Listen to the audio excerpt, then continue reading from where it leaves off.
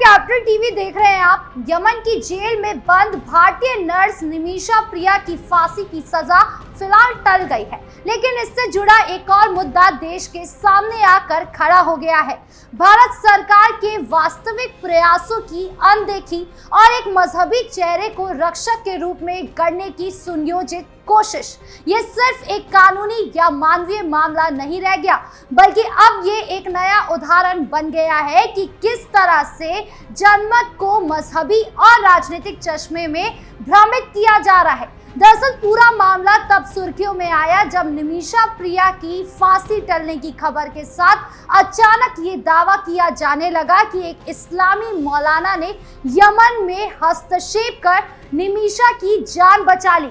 उस मौलाना को अचानक रक्षक मसीहा के रूप में प्रचारित किया गया। ये दावा उन मीडिया वर्गों ने सबसे पहले उठाया जो लंबे समय से वामपंथी और इस्लामी रुझानों के लिए जाने जाते हैं, और इसके पीछे स्पष्ट उद्देश्य था इस्लाम को रहम और करुणा के प्रतीक के रूप में पेश कर एक भावनात्मक नैरेटिव करना।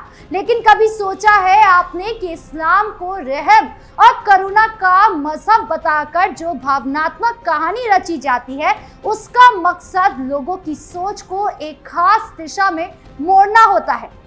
असल में जब भी कभी कोई मुस्लिम मौलाना या नेता किसी मामले में दखल देता है और उसका असर दिखता है, तो उसे मजहब से जोड़कर बताया जाता है, जैसे कि वो इंसान नहीं, इस्लाम खुद दया करने आया हो। इससे आम लोग सोचते हैं कि इस्लाम सिर्फ शांति और इंसानियत की बात करता है, जबकि सच्चाई ये है कि किसी एक इंसान का अच्छा काम पूरे मजहब की सोच नहीं दिखाता।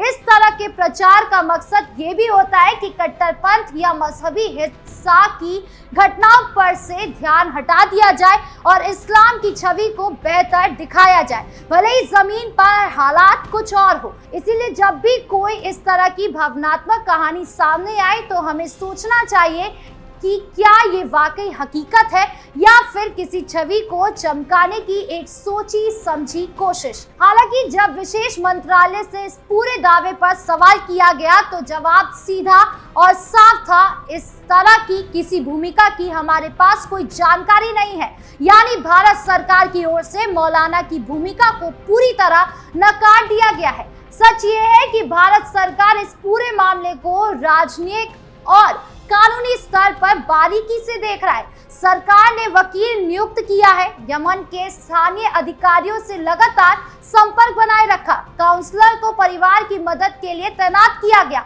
और यमन के पड़ोसी मित्र देशों के माध्यम से ही हर संभव प्रयास किए गए। सरकार इस विषय को केवल एक नागरिक की सुरक्षा के नजरिए से नहीं देख रही, बल्कि इसे एक संप्रभु राष्ट्र की जिम्मेदारी और संवैधानिक कर्तव्य के रूप में निभा रही है। लेकिन इस पूरी प्रक्रिया को छाया में धकेलने की कोशिश की गई और मौलाना को प्रमुख मध्यस्थ के रूप में प्रस्तुत किया गया। यहाँ गौर करने वाली बात यह है कि ये एक मौन प्रोपेगेंडा है, जिसका मकसद भारत सरकार की सशक्त राजनीतिक छवि को कमजोर दिखाना और इसके स्थान पर एक मजहबी हस्ती को मसीहा के रूप में गढ़ना है। यहाँ ये सवाल उठाना जरूरी है कि आखिर एक भारतीय नागरिक की जान को बचाने में भारत सरकार के प्रयासों को पीछे क्यों धकेला गया?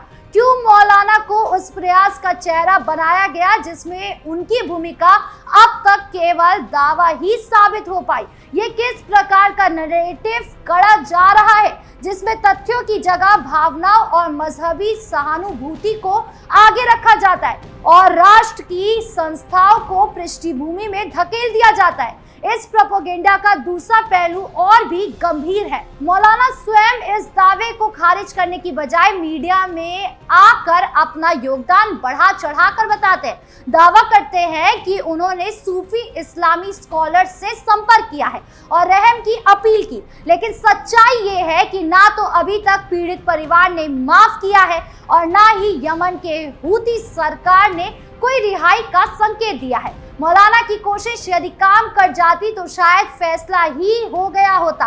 यानी एक दखल को फैसले का रूप दे देना ही इस पूरे नैरेटिव की सबसे बड़ी कमजोरी है। ये पूरी घटना इस ओर संकेत देती है कि भारत के अंदर किस तरह से मजहबी सियासी गठजोड़ मीडिया के माध्यम से जनमत को गुमराह करने में लगे हुए हैं। एक तरफ भारत सरकार अंतर्राष्ट्रीय स्तर पर अपनी सीमाओं और संबंधों के भीतर रहकर एक नागरिक को फांसी से बचाने के लिए गंभीर प्रयास कर रही है, वहीं दूसरी तरफ एक खास समुदाय विशेष की भावनात्मक छवि को उभार कर सच्चे प्रयासों को भी कमजोर किया जा रहा है। हालांकि जिस तरह से यमन एक लंबे समय से गृह युद्ध और धार्मिक उन्माद की आग में झुलस रहा है, वहां इस तरह की कार्रवाई बहुत आश्चर्य में नहीं डालती, क्योंकि वहां ईरान समर्थित शिया हूती विद्रोही और सऊदी समर्थित सुन्नी सरकार के बीच टकराव ने देश को पूरी तरह बर्बाद किया है। संयुक्त राष्ट्र की रिपोर्ट के मुताबिक 2014 से शुरू हुए इस संघर्ष में अब तक 3 लाख से अधिक लोगों की मौत हो चुकी है, जिनमें बड़ी संख्या में आम नागरिक शामिल हैं।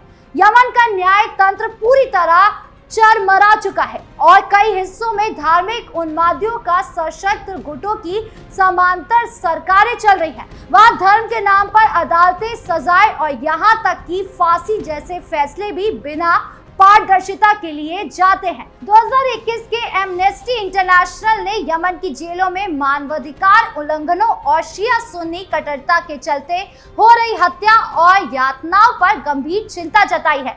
पूरे मामले से यही पता चलता है कि किस तरह से मीडिया का एक वर्ग सरकार विरोधी एजेंडा चलाते हुए हर संवेदनशील मामले को एक मजहबी कोण देकर पेश करता है, जिससे समाज में ध्रुवीकरण और सत्ता के खिलाफ भ्रम पैदा हो सके। आज की दुनिया में जब कोई फेक नैरेटिव इतनी तेजी से फैलाया जाए कि वो सत्य प्रतीत होने लगे, तो उसकी काट उतनी ही गंभीरता से करनी पड़ती है। इसलिए जरूरी है कि सरकार के प्रयासों का श्रेय उन्हें ही मिले जो सही मायनों में संघर्ष है, ना कि उन्हें जो सिर्फ कैमरे के सामने खड़े होकर मसीहा बनने की कोशिश करते हैं। तो ये साफ है कि निमिषा प्रिया की फांसी टलने का पूरा मामला हमें ये सोचने पर मजबूर करता है कि क्या अब भी राष्ट्र की संस्थाएं, विदेश नीति और सरकार के प्रयासों पर जनता का भरोसा बना रहेगा, या मजहबी छवियों के सहारे हकीकत को गढ़ने और बिगाड़ने का खेल यूं ही चलता रहेगा। वक्त है इन प्रोपेगेंडा को पहचानने का और सच्चाई के साथ खड़े होने का। आपकी इस पूरे मामले को लेकर क्या राय है, कमेंट बॉक्स में जरूर बताएं। नमस्कार।